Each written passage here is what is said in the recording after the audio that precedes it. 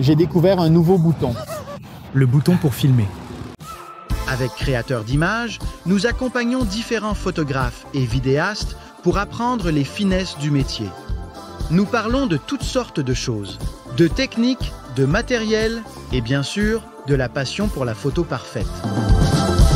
Bienvenue chez Créateur d'images. Aujourd'hui, nous avons la chance d'être en compagnie de Fritz Van Heldik. Fritz a une réputation bien établie dans le sport automobile. Sa présence est désormais incontournable lors des Formule 1 et il voyage à travers le monde pour capturer les plus belles images des voitures les plus rapides du monde. Mais il fait beaucoup plus que ça. Aujourd'hui, nous en parlerons avec lui. Salut Fritz, ravi de te rencontrer. Le modèle R1 dispose de la plateforme d'image accélérée et est doté de la nouvelle puce Digic accélérée avec le fameux processeur d'image Digic X. Beaucoup de termes, mais à quel point l'innovation est-elle importante? Dans la pratique de la photographie, tout est devenu mieux, plus rapide et plus efficace.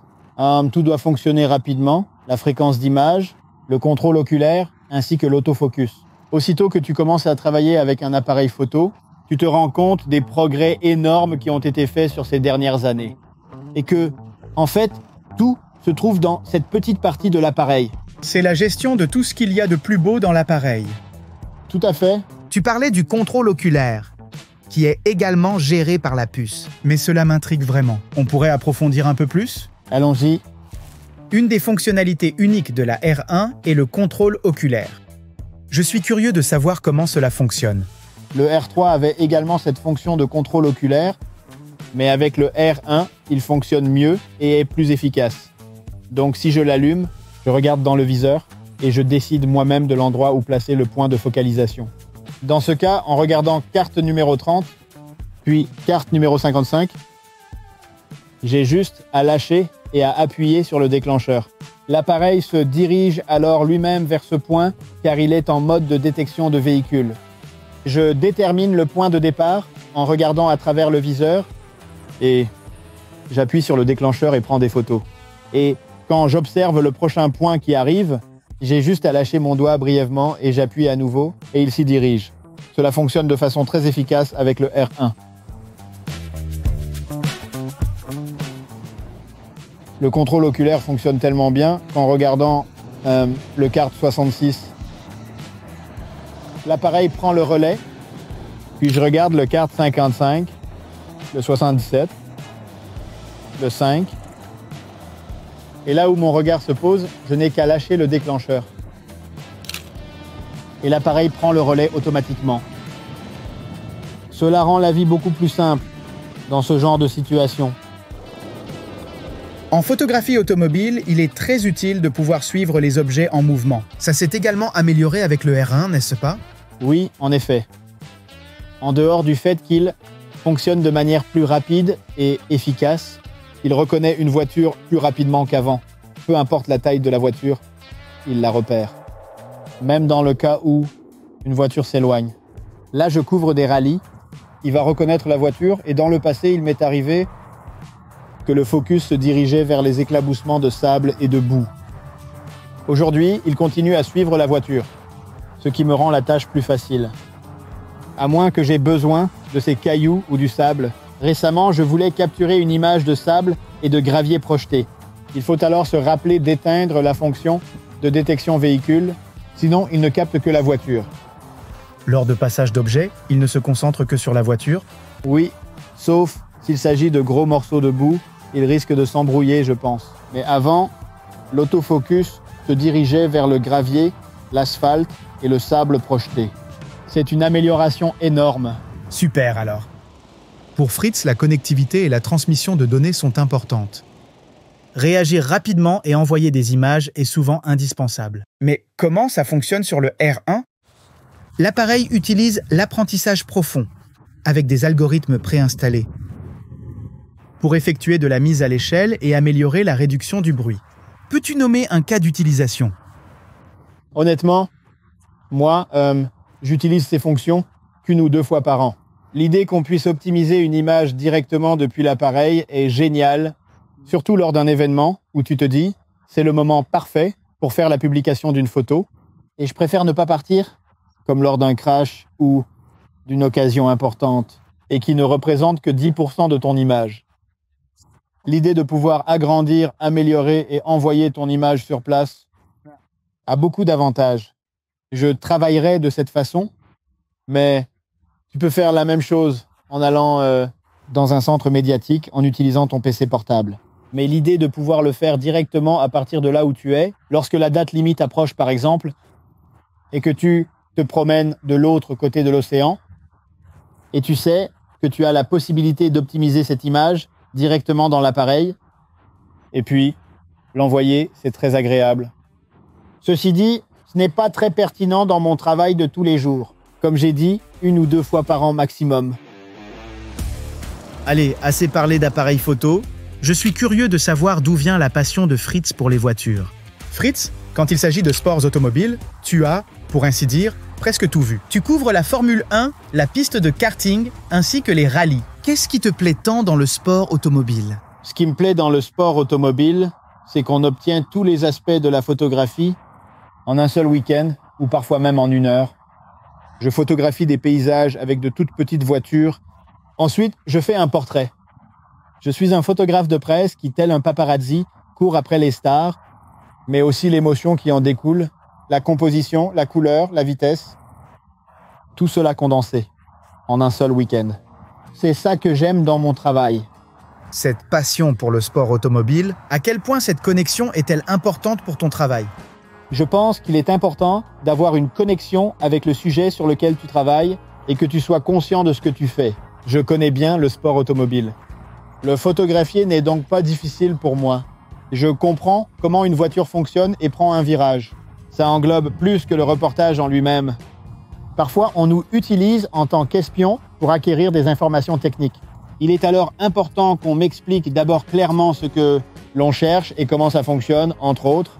Savoir ce que l'on fait est très important, je pense. Je n'ai par exemple aucune idée des règles de jeu lors d'un match de cricket. Je prendrai une belle photo d'ambiance, bien sûr, mais je ne reviendrai pas avec des images pertinentes pour l'actualité ou des moments clés de la partie. Et, tu as abordé le côté espionnage de la photographie. Est-ce qu'il s'agit du côté commercial versus le côté expérimental? Quel côté trouves-tu le plus intéressant à explorer? Le côté commercial est le plus important. C'est ce qui paie les factures. Le divertissement, la création de belles images est parfois secondaire. J'essaie de combiner les deux au quotidien. On reçoit parfois des commandes où le client maintient qu'il veut A, mais personnellement, je pense que B est plus joli. Dans ce cas, j'essaie de proposer A et B. Au final, il s'agit du ressenti du photographe. On le remarque lorsqu'on prend une photo en laquelle on croit que c'est plus satisfaisant qu'une photo qu'on a dû faire sur commande du client, même s'il en est content. J'essaie donc toujours de mettre mon grain dans le travail demandé. Expérimenter et faire des essais sont les meilleurs aspects de mon travail. Ce que je préfère. Je sais que tu étais un fervent utilisateur du 1DX, le R3 également.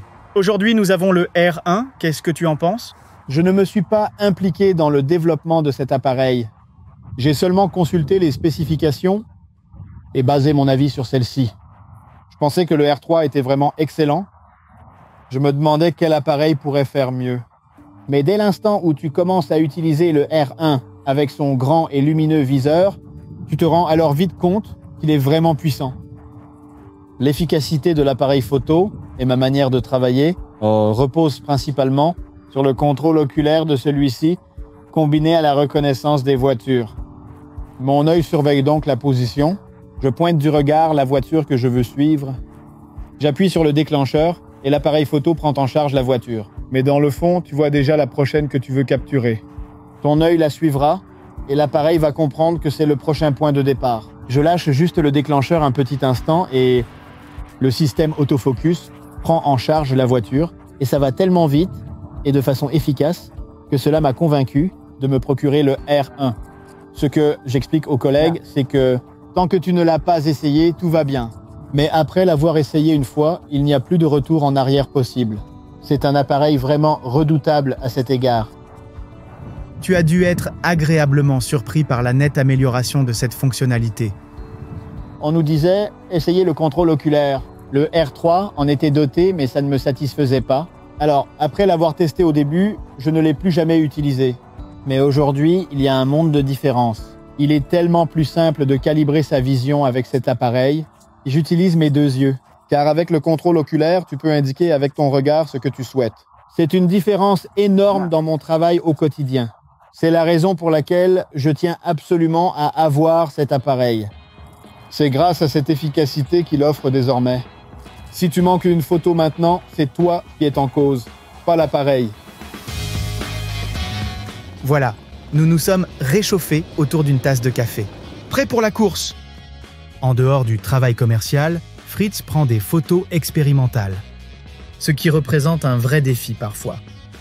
C'est super! Un 5e. Un 5e, diaphragme 36. Ça ne me viendrait pas à l'esprit, mais ça fonctionne. Je trouve ce genre d'idée pendant mon shopping. En règle générale, il faut souvent réaliser des productions. Il te reste donc vraiment peu de temps pour expérimenter. Si c'est réussi comme ça du premier coup, c'est top. Je ne montre que les images qui sont réussies. Je dis toujours que si tu réussis une photo sur 10, tu ne montres pas les 9 restantes. On te célèbre pour celles que tu montres et non pas pour toutes celles que tu as prises. C'est tellement beau de travailler comme ça. Certains le font après, travaillant sur Photoshop. Mais moi, j'essaye directement avec l'appareil. C'est bien mieux. Tout de suite du premier coup. C'est ça le côté amusant. Mais il faut d'abord faire ce que le client attend. C'est la raison pour laquelle je dis toujours aux jeunes talents, créez un portfolio basé sur des choses que vous pouvez reproduire. Si tu as des coups de chance, si tu es capable de montrer ton excellence sur une 1/5 de seconde et que tu le prouves, et ils te disent « Nous voulons une image d'une voiture qui passe 2 fois et que tu dois la réaliser », ce n'est pas certain que ce soit faisable. Si tu veux gagner un client, il faut t'assurer de le garder.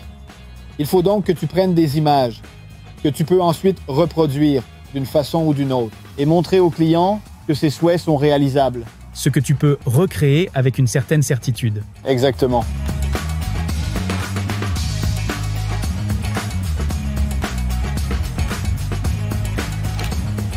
Y a-t-il des progrès significatifs dans le domaine de la vidéo? Il paraît que ça s'est amélioré, mais moi je ne suis pas un expert en vidéo. J'essaie de tout montrer en une seule image. Si tu veux tester par toi-même les capacités vidéo de ce merveilleux appareil photo, je t'en prie, fais-toi plaisir. Ça me tente bien. Merci. Je vais voir ce que ça donne. Il suffit de viser et il se met automatiquement en marche. Tu n'as pas de contrôle oculaire en vidéo, mais tu bénéficies de tous ces avantages. Il capte même les yeux dans le casque. Oui. Il est réglé de façon à capturer les yeux une fois que l'objectif les a détectés. Je pourrais facilement réaliser des vidéos. C'est un jeu d'enfant. Un groupe très important approche là.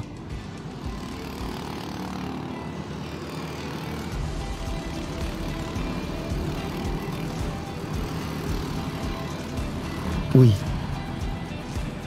C'est impressionnant. Je veux essayer de filmer un bout. Fais voir. Oui. Les premiers sont ratés. Je n'avais pas compris comment ça fonctionnait. Un clip comme ça suffit largement déjà. Quand il arrive droit devant, c'est impressionnant. Regarde-moi ça. C'est impressionnant de voir à quel point il garde son focus. Il a une telle vitesse, même avec d'autres cartes, devant et derrière. Oui, en effet. Ça ressort particulièrement bien en mode ralenti. C'est beau à voir. Avec un peu de chance, celui-ci va sortir un peu. Ça donne vraiment super bien au ralenti, Fritz. Une netteté en continu. Ça ne t'intéresserait pas de faire des vidéos? Ça pourrait être une belle reconversion professionnelle. Non. Penser en une seule image est mon domaine et spécialité. Je suis prêt à faire une vidéo de temps à autre, mais si je dois choisir, j'opte pour la photographie. Ça reste ma préférence, ce qui me passionne. Comme tu l'as très bien dit, elle donne une image parfaite. Je pense toutefois être capable de faire des vidéos. Tu t'en sors très bien en tout cas.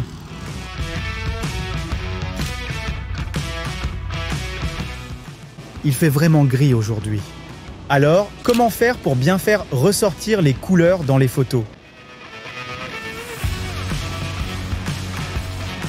Est-ce que tout va comme tu veux, Fritz?